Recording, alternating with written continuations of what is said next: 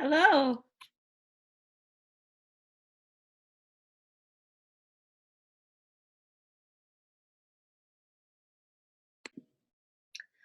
So for today's webinar, we're really going to dive into just a quick overview of service learning and the IPARD process, and then go deeper into quality partnerships, identifying partners, and then have time for question and answer.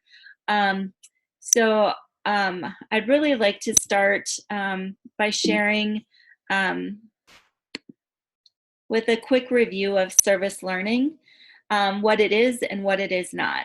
So NYLC defines service learning as democracy in action. It's young people taking notice of inequities where they see them and taking steps to address them. It's educators joining in partnership with students to make education fair and meaningful for all. And it's problems that need solving: environmental justice, economic justice, human rights, safe behaviors, mental health, and it's solved by those who are least likely to be to solve them, but to whom the solution matters most. Um, what makes service learning work? So service learning is it's an intentional process of linking educational outcomes and community action. So there's different service, charity, and service learning. All of them have a place. NYLC really focuses on the connection to learning. So we really believe that service learning has the greatest impact both on the community as well as onto those providing the service. Successful service learning, it's multifaceted teaching and learning process. So through each service learning project is uniquely tailored to meet specific learning goals and community needs. There are several elements that are critical for success, and those are the K12 Service Learning Standards for quality practice.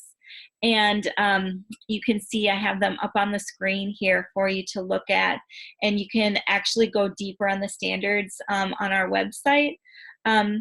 But really the one that we're focusing on here today is partnerships. We have a reflection webinar that's available on the Project Ignition website, and we will be diving deeper into youth voice, diversity, and meaningful service in future webinars. So like I say, there's opportunity to download a PDF and really dig deeper into these standards on our website. But today we're going to talk partnerships. But before we do that, I did want to just say that to implement service learning with quality, NYLC has identified 4 stages of service learning, which include identifying desired results, determining acceptable evidence, the IPARD student experience cycle, which is really where we're focusing, and then the last is the self-assessment. So IPARD is the stage 3, which is the student experience, and it stands for investigation, planning, preparation, action, reflection, and demonstration. And building partnership really lands in the investigation and planning and preparation phase of the service learning project, and that's where we're going to focus our attention today. So what makes partnerships reciprocal? Mutual partnerships with the community involve service learning participants having a collaborative, ongoing relationship with community organization or members. It ensures partners and service recipients both benefit. Partnerships typically take place between youth, educators, families, community members, community-based organizations, or businesses and corporations. Partnerships have a shared vision and common goals and feature regular two-way communication. Communication, we keep coming back to it over and over when we're working with our partners. The establishment of reciprocal partnerships in service learning is a process that really requires examination of each partner's expectations and the commitment to bridge the different cultures of each organization. Everybody operates differently, thinks differently, and so really digging into how you can really work well together, because those cultural differences can be barriers. Typically, partners co-develop and implement an action plan and share information about what assets they have, what needs they have, and what each brings to the partnership. And the result is that you have a mutual respect for each other and the contribution that each of you brings to the project.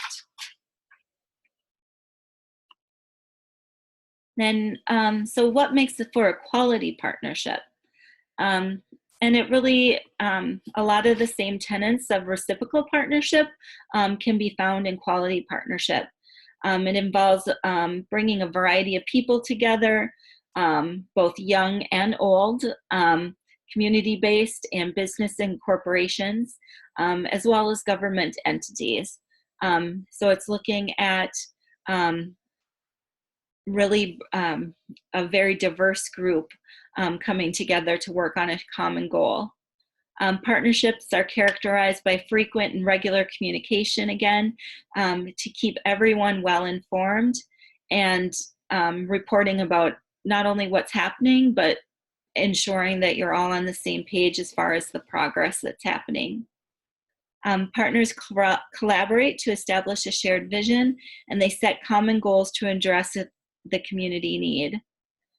They worked collaboratively to develop and implement action plans, and they share knowledge of school and community assets and needs and view each other as valued resources. So again, the reciprocal and quality partnerships really do go hand in hand, but you keep hearing communication and setting shared goals and action plans is really the core of ensuring a quality partnership. We get asked a lot, how can you find and identify partners for your projects? And one of the resources that we found very valuable is a community mapping exercise. Excuse me. So this is a 60-minute activity that you can do with your teams. And I'm happy to share this. It'll be available in a write-up form on the Project Ignition website. But it's a great activity that really gets you thinking about what assets you bring to your team. It helps you leverage the existing resources that you have. It helps identify new partners and gain a better understanding of the strengths and assets that everyone in your community has. So one of the first things you do is you ask if anyone has actually ever done this activity before, but you think about it as a map. So you map out who's in your community and just a giant brainstorm of everything. It's supposed to be messy and just think about every single resource that you have, that your friends have, that your family has, that your neighbors have. And it's amazing the connections that start to come to life. And again, I'm going to be sharing this activity and the write-up for it. I really recommend getting started with this when you're looking for community partners. It's amazing how many connections people can find when they when you put it all up on a wall and start mapping out what your community looks like.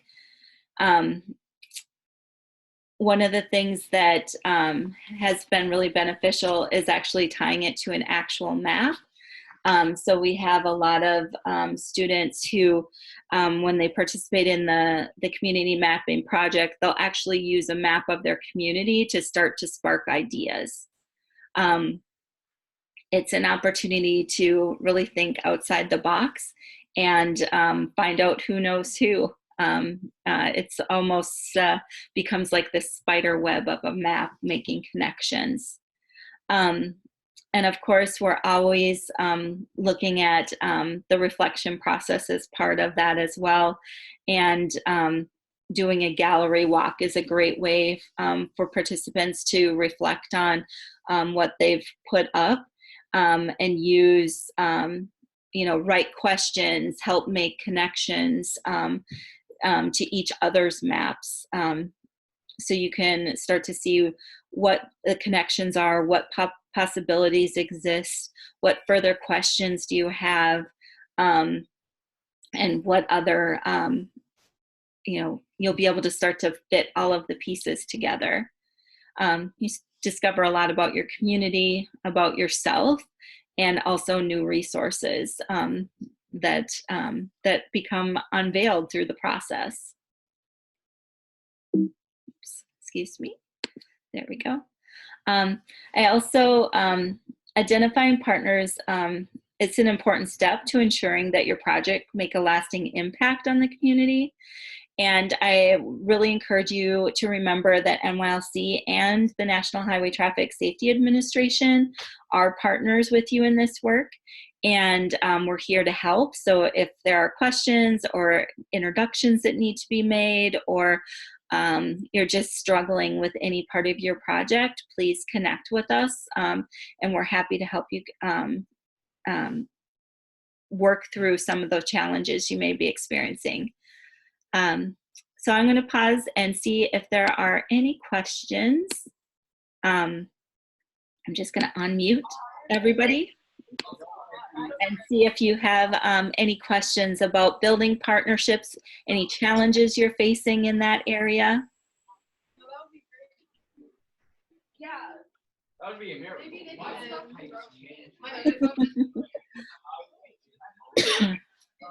No challenges? I don't have any challenges in building partners here. We're having our rally on January 25th, and we have 20 different groups that are coming. We have somebody coming from the funeral home that's bringing a casket to put on display in our common area just to get kids' attention. We have people coming from the Tennessee Department of Highway Safety. They're bringing a semi-truck that has a simulator in it that shows kids the dangers of maneuvering around semi-trucks. We have Tennessee Highway Safety bringing seatbelt convencers, yes, which are like these little ramps that I guess have a chair and they go down and can feel that. And then we have a drunk goggles simulation coming. We have the hospital coming and showing hands-only CPR to the kids. So we reached out to the hospital, to the insurance agencies in our community that are servicing the group of kids that attend our school. We also reached out to the Red Cross and the police department, the fire department, EMS, anybody who in our community is related to traffic accidents. We sent them an invitation. We even have the mayor coming to speak and open our assembly for us. That's exciting. So I feel like in terms of us making connections, that has gone pretty well. But I did find that I had to start reaching out to these people in November. Yeah. For our assembly that's now in January, because I had to, first of all, find out if they were interested, then answer any additional questions that they had, work with them on scheduling so I could have everybody here on the same day. And I'm just hoping we don't have a snow day that day. That's my biggest fear. The weather cannot be controlled. No, that's really exciting. It's exciting that everyone is responding as well as they have, because I can guarantee you that for as many success stories like it sounds like you're having, we have just as many people that struggle to get anyone to show up, or to really to create the time for something. It's extremely important, and they always say it's important, but it's not always the priority. So it's wonderful that your community is really rallying around your project. That's amazing. I think we even also reached out to the nursing program at the local college to get them to bring nursing students to kind of talk to them about things. And we kind of asked every group who's coming, not only would they share information, literature, freebies, whatever, with our kids during the rally, but we also asked them if they would teach our kids about occupations related to their career. Nice. So we're kind of doubling this as a little bit of an opportunity to think outside the box for the kids on what can I do with my life after high school. And so we asked everybody to kind of be prepared to kind of engage with the kids on that level as well as with the safety level. And so we're hoping that that is going to pull the kids deeper into being interested in what people have to say. That's wonderful. Are the kids prepared then to ask questions about the careers? We have asked our faculty to incorporate something related to the rally in their curriculum. Some of them will, some of them won't. But that day it's part of our Spring Spirit Week. That's why we picked that day, because we already have crazy things going on that week anyway. But we kind of asked the teachers to try to incorporate something with driver safety, distracted driving, or careers in safety related fields into the curriculum. That way when their kids came down to the rally, they would know what to anticipate, and then also they could write reflectively about it, or they could engage in class discussion afterward. So this isn't the first time that we've done something like this. We've never done anything on this scale before, and we've never had this many groups willing to come. So we're kind of excited that it's going to be a little bit bigger than what we have done in the past. But I think probably out of the 80 teachers we have in our building, I think probably we'll get maybe 10 or 15 who really take it seriously, but that's still 10 or 15 that wouldn't have done it otherwise. Yeah. So I know, Karen, you popped in after I kind of went through quality partnerships, but I'm wondering if you found any strategies that have been more successful in getting these groups involved. I talked a lot about communication and setting, understanding goals and progress. And have there been some strategies that have worked with getting as many organizations as you did involved in the recruitment process? When I first reached out to people, I just said, this is what we want to do. We respect the message that your program has. Are you interested in helping with us? If so, message me back for more information. And then the ones who messaged me back, I said, here's a more detailed plan of what we have, and these are the ways that you can help us. And I gave them options like, you can manage a booth and just pass out literature and answer questions. If you wanted to have an audience, you could talk in some of the classrooms, and we could pick out some classrooms and schedule you to speak directly to groups of kids. You could bring any simulators or activities that you feel are engaging, or you can speak at our big assembly, which is a school-wide assembly. I think giving them options made it a little bit better. I encouraged them, if the ones who were willing, to reach out to other people who they knew, who maybe they had worked with in other events or whatever, other meetings. A lot of the people in safety are interconnected. Yeah. So they helped me find other people. And then I just kept generating the same information out to everybody. And I found that a lot of people, once they found somebody who they respected and trusted, who was going to be a participant, then they were more willing to join as well. So that kind of helped. So I think almost doing a bigger event makes it easier than doing a little one in that regard, because there's strength in numbers and people feel less vulnerable about having to carry the weight of the whole event. Yep. If it's just a small group of people. Yep. That's wonderful. So I think I was hearing a consistent message using the folks that you get on board as assets to reach others because it's such an interconnected world. That's great. Does anyone else have any questions or ideas or comments about partners and recruitment, or just want to share what you're doing?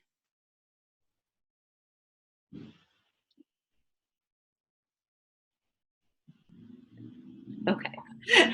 I won't pressure you. Well, I do want to thank you all for jumping on the call today. our next webinar is going to actually be on January 31st. I'll be sending this out via email as well at 6:30 p.m. Hopefully, we'll be able to get more youth on the call as well. I think there's probably a room full of young people that I can't see on the camera with one of our groups here. But that's your group. Ananya Singh, who is the Youth Advisory Council mentor, will be joining us to help lead us through the youth and adult partnerships and kind of go more deeply into what that means and looks like. So I encourage you to get mark your calendars for that date. Again, I'll email that out to everyone, and it's on our calendar on our Project Ignition Google site. But I appreciate all the time that you guys took to join us today. And if you have questions, please know we're a resource here for you. So thank you all. Thank you. Thank you. Have a wonderful night.